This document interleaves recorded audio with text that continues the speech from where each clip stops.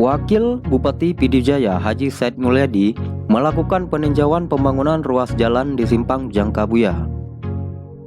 Dengan mengandalkan sumber anggaran pendapatan belanja kabupaten dan anggaran pendapatan belanja Aceh atau APBA 2019.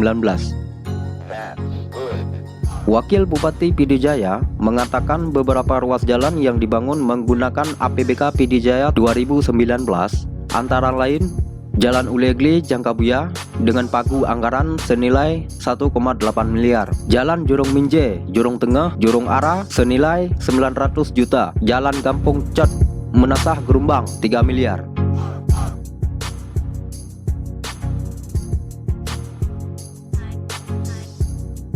Dibangun di 2019 termasuk jalan ini, jalan yang sedang kita lakukan hari ini sudah lelang dan sudah ada pemenangnya dan proses dokumen.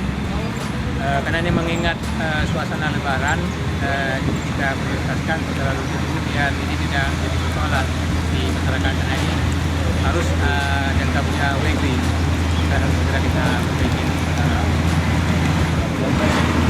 Kalau untuk jalan yang pada kejelasan tidak ada, tapi secara program rutin, secara program tahunan itu sudah beberapa ruas jalan akan dibangun di 2019.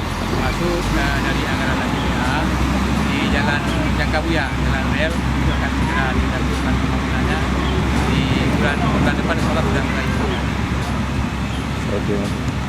Said Mulyadi menerangkan, bagi pihaknya pembangunan infrastruktur itu dinilai penting dan menjadi skala prioritas karena dengan adanya infrastruktur jalan yang lebih baik dan layak, diharapkan roda ekonomi masyarakat semakin lebih baik lagi ke depannya. Karena itu, Said Mulyadi meminta dukungan dan kerjasama seluruh elemen masyarakat di daerah itu.